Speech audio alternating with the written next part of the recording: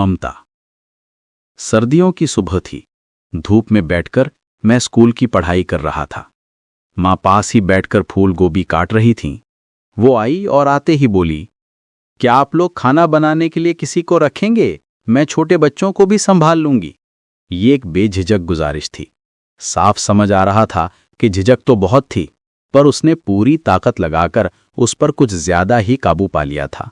इसलिए जितनी झिझक होनी ही चाहिए थी वो भी उसमें नहीं बची थी। उम्र क्या होगी, बस 23 साल। पहने हुए थी जगह जगह से सिली हुई एक मैली सी साड़ी जिसका लाल किनारा फीका पड़ चुका था। माथे तक घूंघट, थोड़े मुरझाए हुए चेहरे पर गहरी थकान की परछाई और 2 शांत स्थिर आंखें। माथे पर चोट का एक निशान था, जिसे अंदाजे से कोई बिंदी लगा ली हो। माँ ने पूछा, तुम रसोइया हो? वो चौंकी और उसका चेहरा लाल हो गया। उसकी वो हैरानी और चेहरे की वो सुर्खी शायद माँ के दिल तक पहुंच गई। उन्होंने बड़े कोमल स्वर में कहा, बैठो बेटी। वो बैठी नहीं, बिना वजह जोर देकर बोली, हाँ मैं रसोइया हूं, मुझे रख लीजिए, मैं खाना पकाने के अलावा छोटे मोटे काम भी कर दूंगी। माँ ने उससे कई सवाल किए। मैंने देखा कि वो बहुत कम बोलने वाली थी। माँ के सवालों का नपातुला जवाब दिया, अपनी तरफ से एक भी बात ज्यादा नहीं कही। उसने बताया कि उसका नाम ममता है। हमारे घर से थोड़ी दूर जीवनमयी की गली है। उसी गली के 27 नंबर घर के निचले माले पर वो रहती है। उसका एक पति है और एक बेटा। 4 महीने से पति के पास कोई नौकरी नहीं है। अब घर का खर्च नहीं चलता, इसीलिए वो घर की दहलीज लांघकर पैसे कमाने के लिए बाहर निकली है। ये उसकी पहली नौकरी है।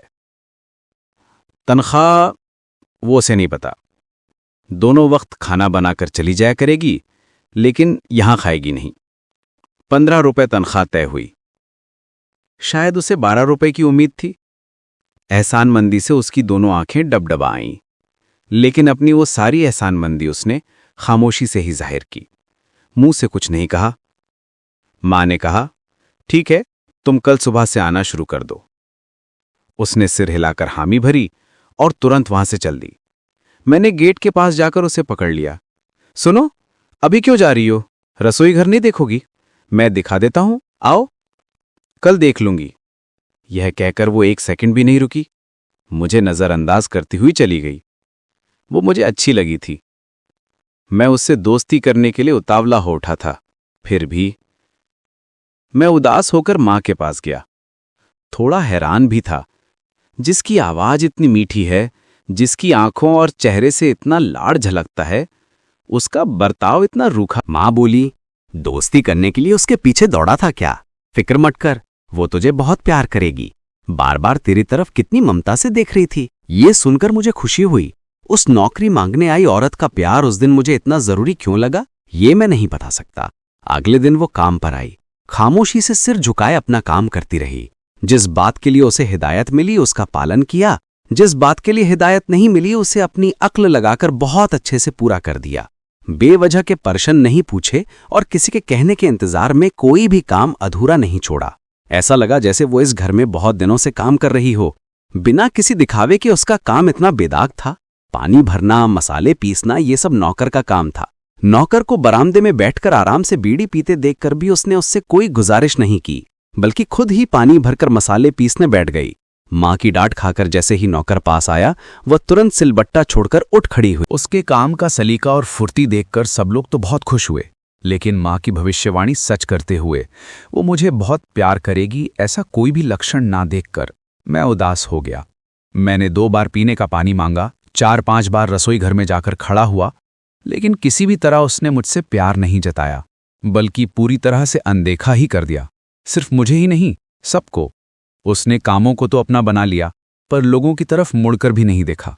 मां के साथ धीमी आवाज में 2-1 जरूरी बातें करने के अलावा सुबह 6 बजे से लेकर 10:30 बजे तक उसने एक बार खांसने तक की आवाज नहीं की।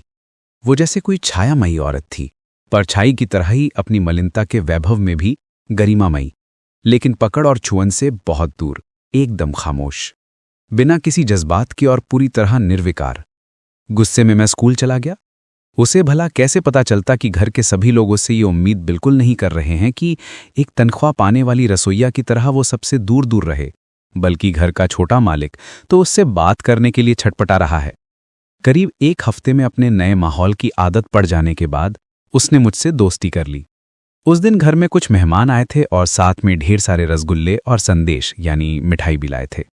सबके सामने वाला हिस्सा सबके सामने खाकर मैं भंडार घर में रखे छिपे हुए हिस्से को मुंह में ठूंस ही रहा था कि न जाने कहां से आकर उसने झट से मेरा हाथ पकड़ लिया।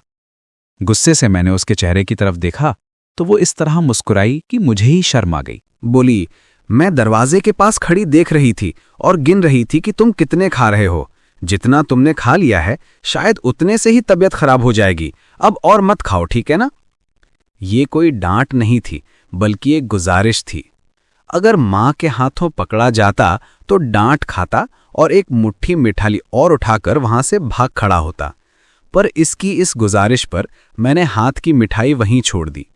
वो बोली, मेरा प्यारा बच्चा, आओ पानी पी लो। घर के बाकी सब लोग मेहमानों की खातिरदारी में लगे थे।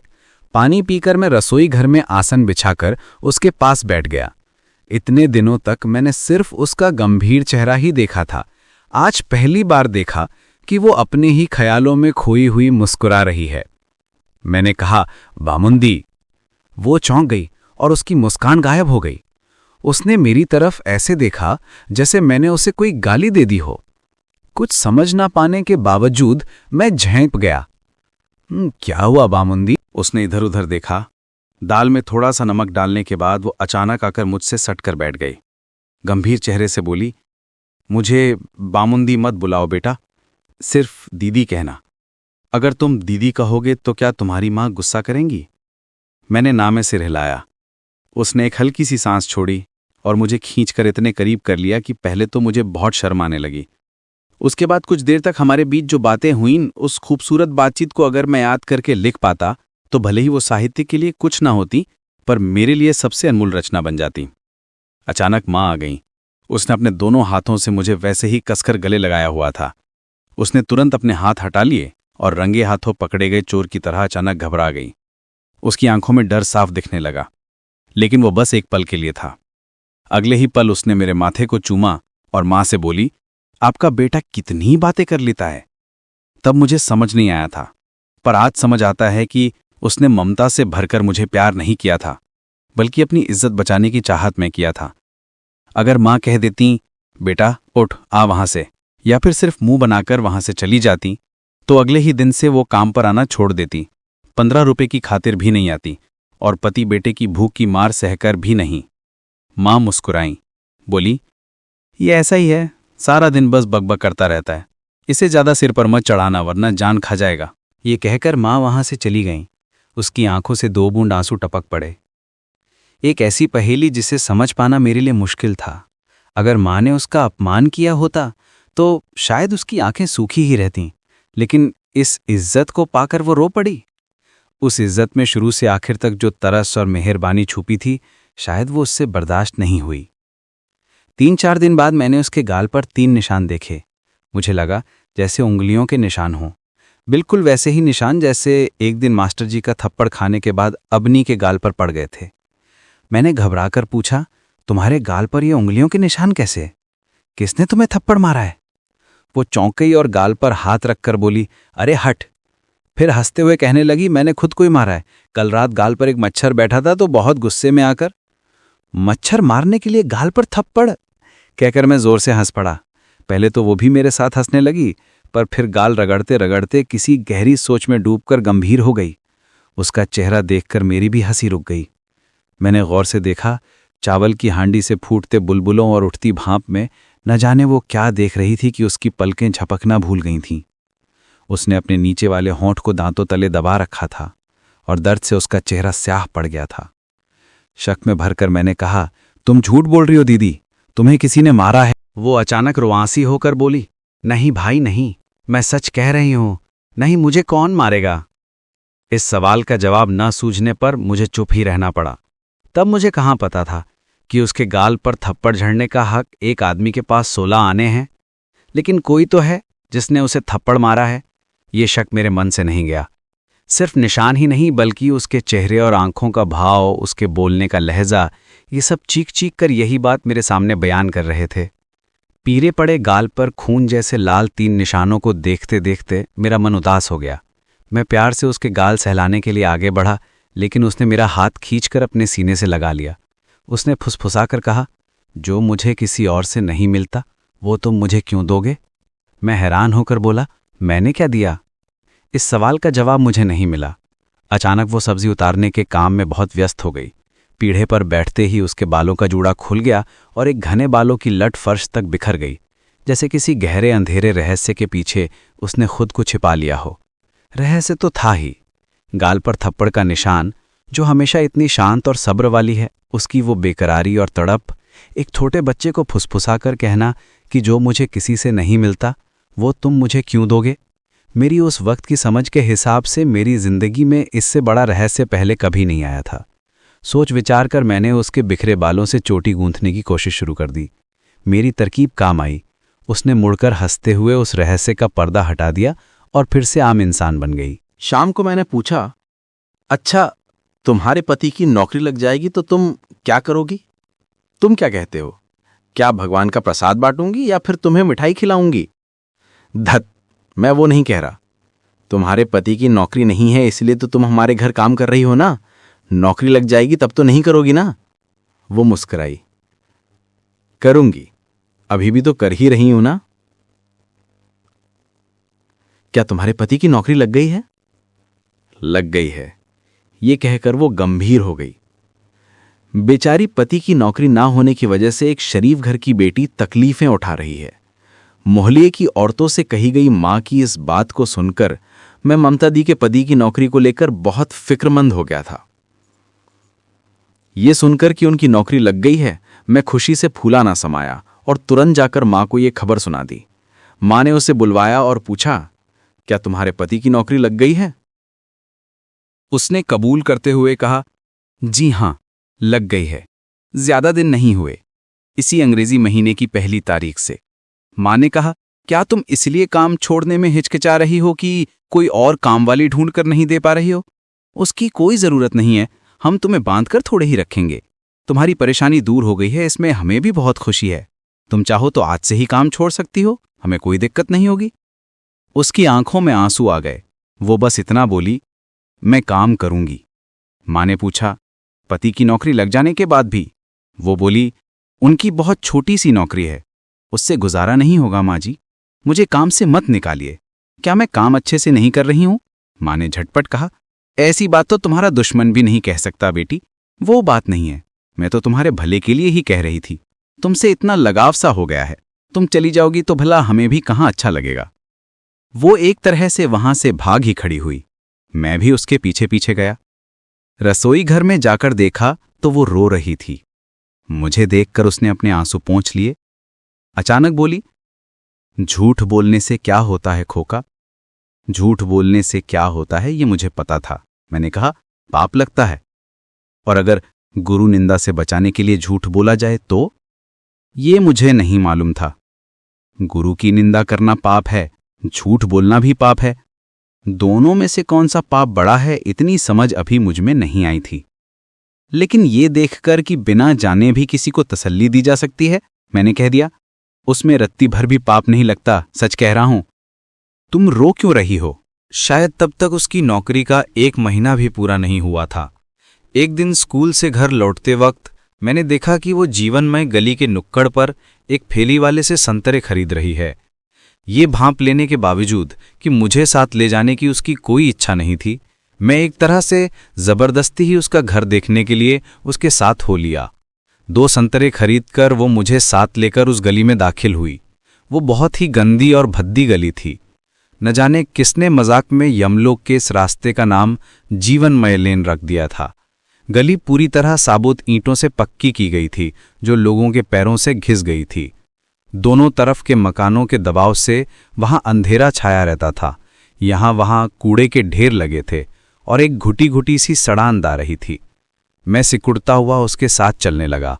वो बोली, ऐसा लग रहा है ना जैसे पाताल लोक में जा रहे हों। मन में ऐसा लगने के बावजूद शराफत के नाते मैंने इससे इनकार कर दिया। वो हंसकर कुछ कहनी ही वाली थी कि अचानक रुक गई और एकदम रास्ते के किनारे खिसक कर खड़ी हो गई। गली से इक्का दुक्का लोग गुजर रहे थे, जो ममता दी को सिर से पांव तक घूरकर अपनी बदतमीजी की हद तक ही सीमित थे। लेकिन एक अधेड़ उम्र का बेहद गोरा आदमी तो इस हद से भी आगे निकल गया। ममता दी के बिल्कुल करीब से गुजरते हुए उसने दबी हुई आवाज में पूछा, कैसी हो? उस आदमी की शक्ल, सूरत और लिबास दोनों ही बड़े शानदार थे। इस गली से उसका गुजरना ऐसा लग रहा था मानो वो इस गली का मजाक उड़ा रहा हो। मेरी आंखों में झांककर मेरी मन की बात ताड़ने की कोशिश करते हुए ममता दी बोली, मेरे रिश्तेदार लगते हैं, हंसी मजाक का रिश्ता है। 27 नंबर का वो घर यकीनन 2 मंजिला था, लेकिन जितना छोटा एक 2 मंजिला घर हो सकता है उतना ही छोटा था। मुख्य दरवाजे के ठीक बाद एक छोटा सा आंगन था, जिसे बीचों बीच लकड़ी की दीवार खड़ी करके 2 हिस्सों में बांटा गया था। नीचे शायद कुल 4 कमरे रहे होंगे, क्योंकि ममता दी मुझे जिस हिस्से में ले गईं वहां मुझे 2 छोटी छोटी कोठरियों के अलावा और कुछ नजर नहीं आया। कमरों के सामने करीब 2 हाथ चौड़ा एक छोटा सा चबूतरा था और एक तरफ टिन की छत और जूट की बोरियों की दीवार से बनी एक कच्ची सी रसोई थी। बोरियां कोयले के धुएं से पूरी तरह काली पड़ चुकी थीं। उन्होंने मुझे बेडरूम में ले जाकर एक स्टूल पर बिठा दिया। कमरे में 2 खिड़कियां थीं और शायद इसी वजह से इसे बेडरूम बनाकर दूसरे कमरे से ज्यादा तवज्जो दी गई थी। लेकिन उन खिड़कियों की जगह कुछ ऐसी थी कि वहां से थोड़ी बहुत रोशनी तो आ जाती थी, पर हवा का आना जाना बिल्कुल नामुमकिन था। इसलिए ये नहीं कहा जा सकता कि इस तरफदारी की कोई बहुत पक्की वजह थी। घर का लगभग सारा सामान इसी कमरे में ठूस दिया गया था। सब कुछ सस्ता और बिना किसी चमक दमक का था। इसी बदरंगपन की वजह से बहुत सलीके से सजाकर रखने के बावजूद ऐसा लग रहा था मानो कमरे में बिखराव की कोई हद ही ना हो। एक तरफ एक बड़ी सी चारपाई थी, जिस पर एक मैला सा बिस्तर लपेटकर रखा हुआ था।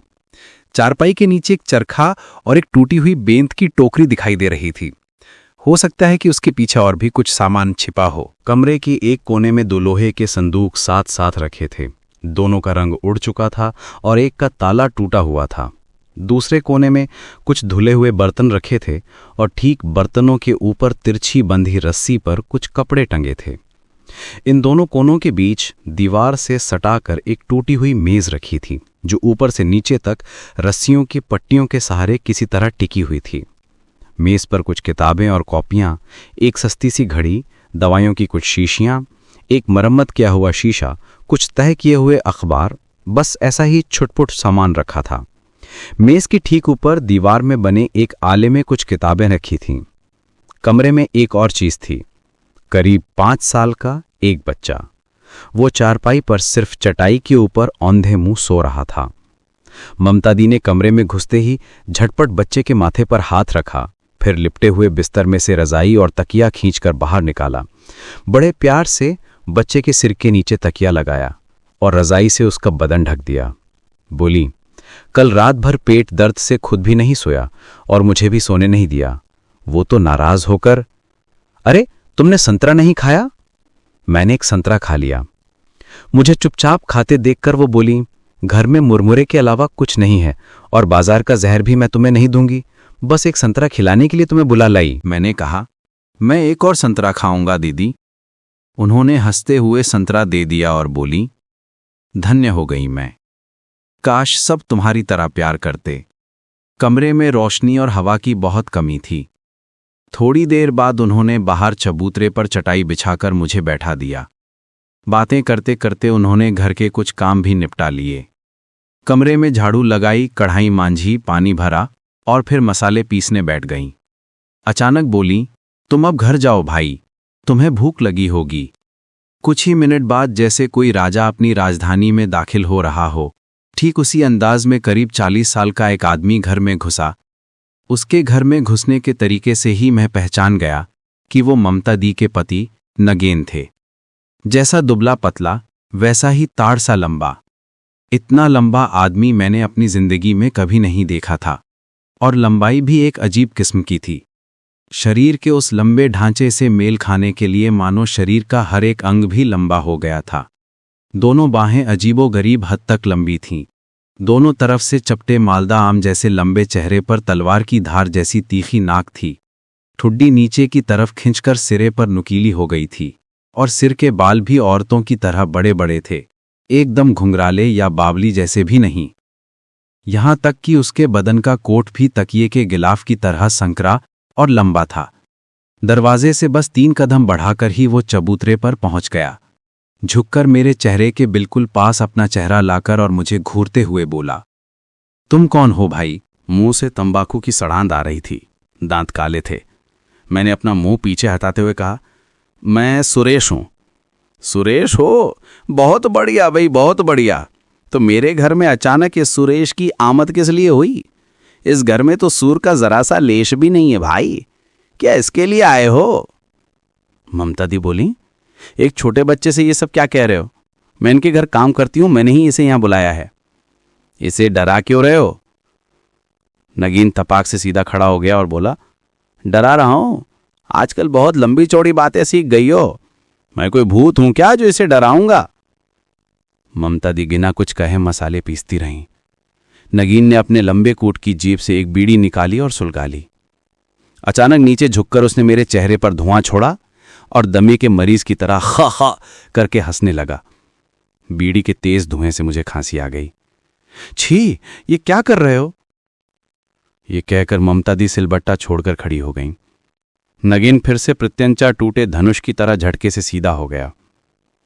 तुम बीच में क्यों टांग अड़ा रही हो?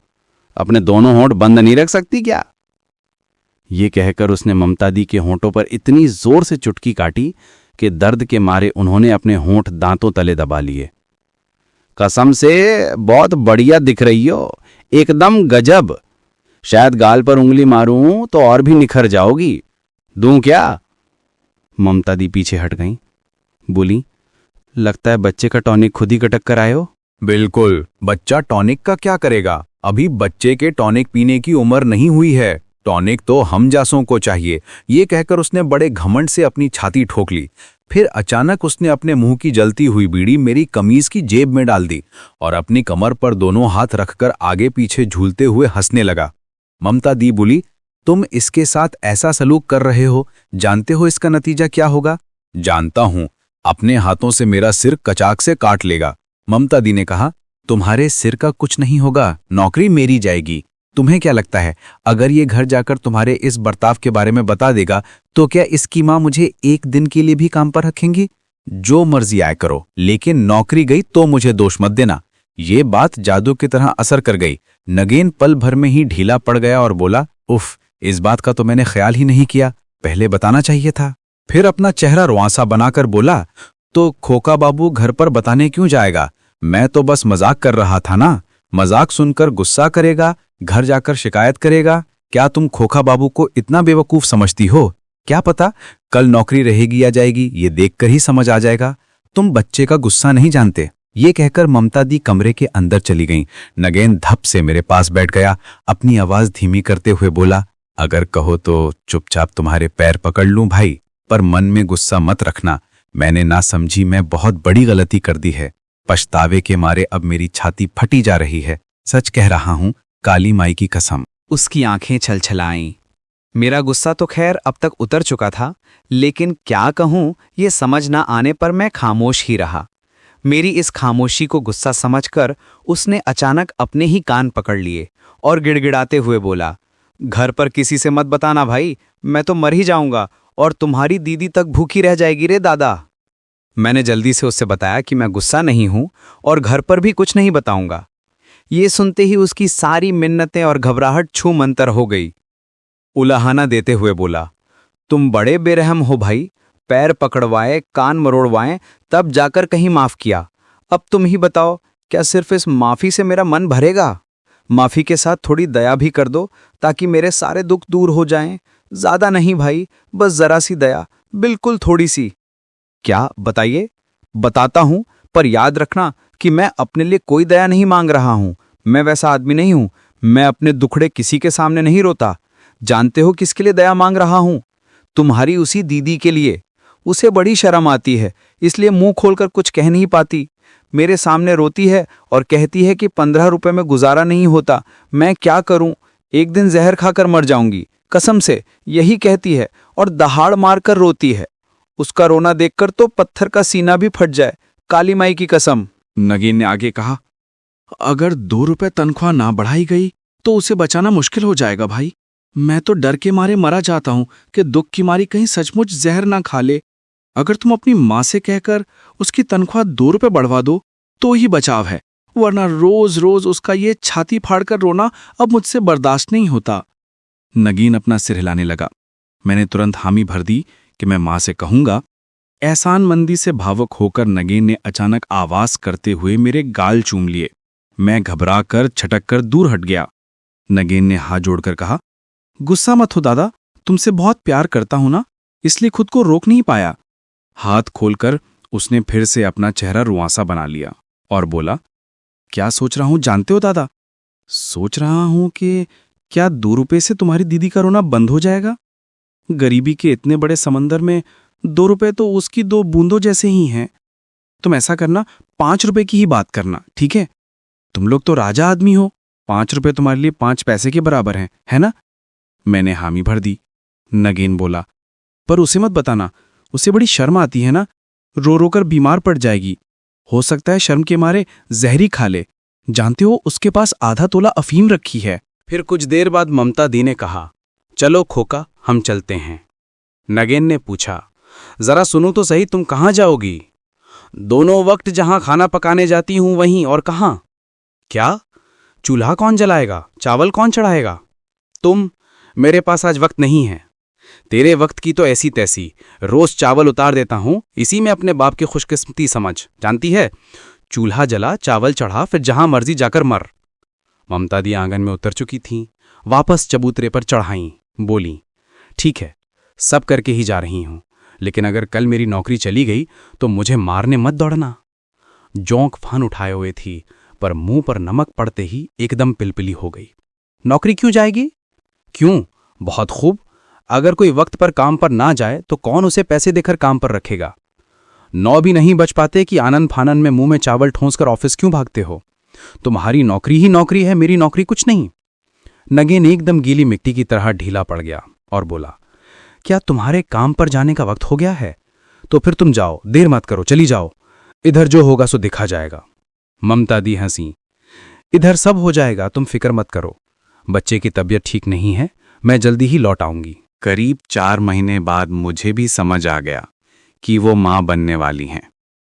उन्होंने करीब 1 महीने और काम किया, फिर मजबूरन आना बंद कर दिया। 10-12 दिन बाद मैं खबर लेने गया। मैंने देखा कि चबूतरे का जो कोना खाली पड़ा था, वहां बांस की खपच्चियों से घेर कर एक जच्चा खाना, प्रसूति गृह बना दिया गया है। छत भी खपच्चियों की ही थी, बस उसके ऊपर एक फटी हुई दरी बिछी थी।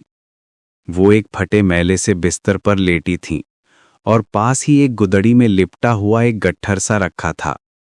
वो गट्ठर आंखें बंद किए सो रहा था और बीच बीच में हवा में ही दूध पीने जैसी हरकत कर रहा था। ललचाकर मैंने पूछा, इसे गोद में ले लूं दीदी? खांसी से उनका गला बैठ गया था। एक फटी हुई सी आवाज में बोली, आज नहीं भाई, आज ही अछूत है, छू लोगे तो नहाना पड़ेगा। सूतक के दिन पूरे हो जाने दो, तब गोद में लेना। सोमवार के बाद किसी दिन आना, ठीक है? मैं गुरुवार को गया, लेकिन उस बच्चे को गोद में लेने से मुझे घिन आने लगी। वो जच्चा खाना वहां से गायब हो चुका था।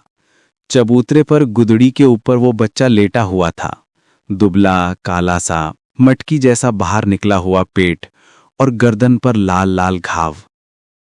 पहले दिन तो मैं सिर्फ उसका फूल जैसा चेहरा देखकर ही मोहित हो गया था, पर आज उसका पूरा शरीर देखकर मन में गहरी वितृष्णा पैदा हो गई।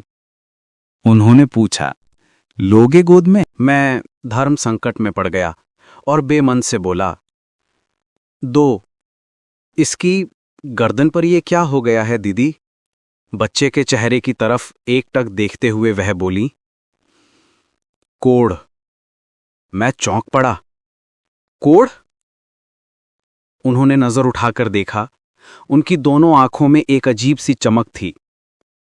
नहीं भाई, कोढ़ नहीं है, गरम तेल से जल गया है, पर तुम्हें इसे गोद में लेने की जरूरत नहीं है।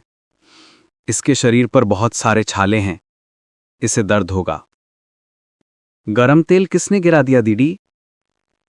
उन्होंने खामोशी से अपने आंसू पोंछ लिए, कोई जवाब नहीं दिया। मैं चुपचाप खड़ा रहा। ममता दी बहुत दुबली हो गई थीं, आंखों के नीचे गहरे काले घेरे पड़ गए थे। ऐसा लग रहा था मानो आंखों से दुख की स्याही बहकर वहीं सूख गई हो। 3 महीने और बीत गए। मां बनने की उस कमजोरी से उभरकर वह पहले की तरह ही तंदुरुस्त और सेहतमंद हो गई थीं, लेकिन काम पर वापस नहीं आई। एक दिन स्कूल जाते वक्त मैं ममता दी के घर चला गया। नगेन ऑफिस जाने के लिए तैयार होकर चबूतरे पर स्टूल पर बैठा पान चबा रहा था और गुर्राते हुए न जाने क्या क्या बके जा रहा था। छोटे बेटे को नहलाकर कांचल लगाते हुए ममता दी बिना किसी भाव के उसकी बातें सुनती जा रही थीं। आंगन में औंधे मुंह पड़ा, हाथ पैर पटकते हुए ममता दी का बड़ा बेटा पांचू पूरी ताकत लगाकर चीख रहा था। मुझे देखते ही नगेन ने अपना गुर्राना बंद कर दिया और बड़े प्यार से मेरा स्वागत किया। उसने झटके से ममता दी का पीढ़ा छीनकर उस पर खुद कब्जा कर लिया और मुझे स्टूल पर बिठा दिया। कहने लगा कि उसका मन मेरे लिए बहुत बेचैन हो रहा था। ममता दी ने बस हल्की सी मुस्कान के साथ मेरा स्वागत किया। मैंने पूछा, पांचों क्यों रो रहा है? नगेन बोला, उस सुअर के बच्चे की बात मत पूछो भाई, हरामजादा 1 आध साल में ही जेल की हवा खाएगा। इतनी सी उम्र में ऐसा पक्का चोर बन गया है कि मैं बताऊं तो तुम्हें यकीन नहीं होगा। चुप हुआ कि नहीं पापी? स्टूपिड, नरक के कीड़े, चोरी करके मार खाई है और ऊपर से रो रहा है, तुझे शर्म नहीं आती? मैंने पांचू की तरफ देखा। वाकई उसे एक चोर जैसी ही सजा मिली थी। उसकी पूरी पीठ पर मार के अनगिनत निशान छपे थे और पास ही बांस की एक टूटी हुई खपच्ची पड़ी थी। मुझे अपनी आंखों और पानों पर यकीन नहीं हो रहा था। ममता दी का बेटा चोर? मैंने पूछा, क्या चुराया इसने? नगेन बोला, पैसे। कोई खाने की चीज नहीं, कोई खिलौना नहीं, सीधे पैसे। और वो भी क्या हमारे पैसे, उन लोगों के। उसने अपनी उंगली से ऊपर दूसरी मंजिल की तरफ इशारा किया।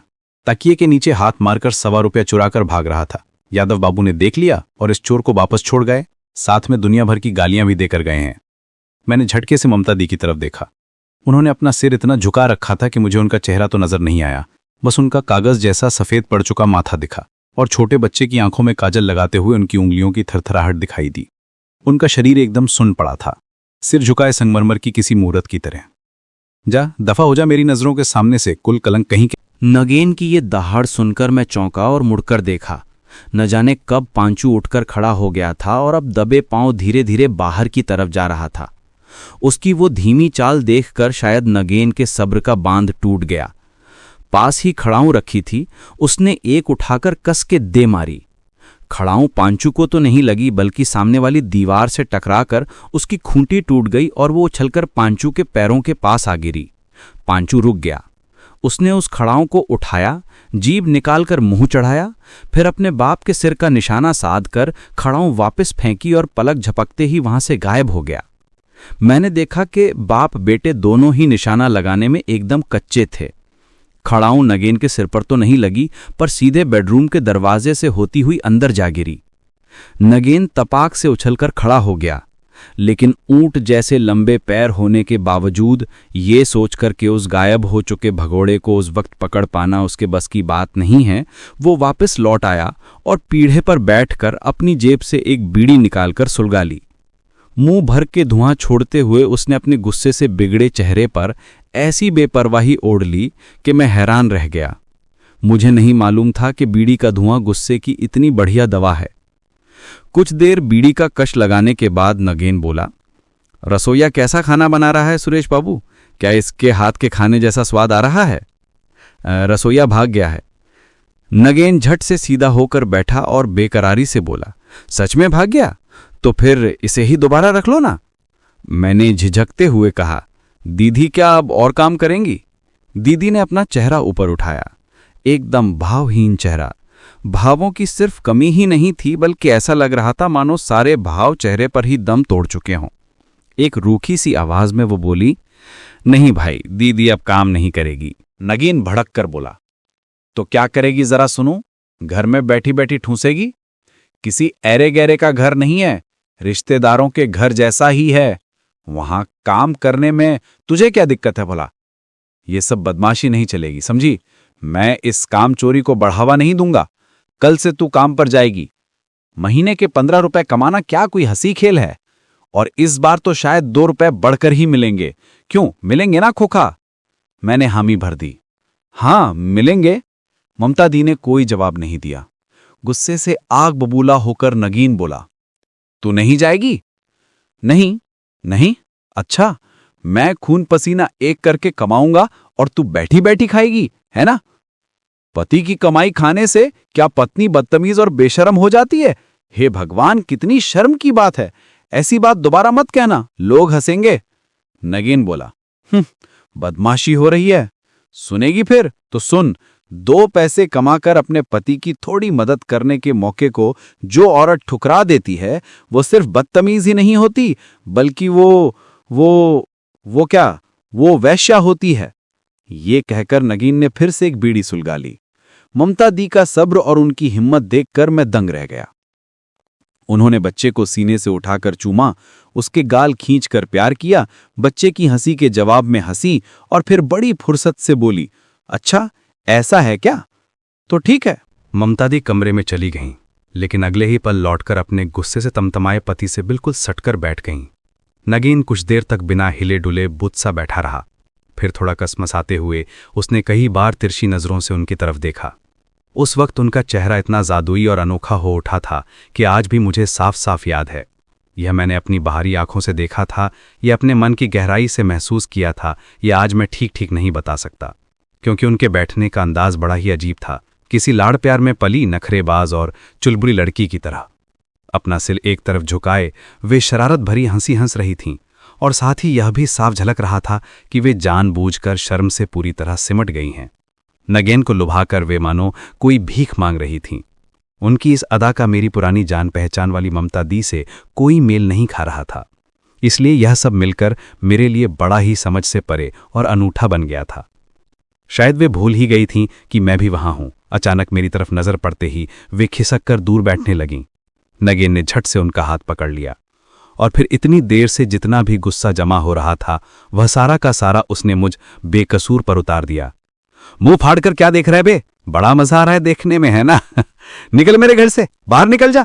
ममता दी की नौकरी की वजह से मेरी खातिरदारी थी। जब वे नौकरी ही नहीं करेंगी तो फिर कैसी खातिरदारी? बिना एक पल की भी देरी किए मैं बाहर निकल गया।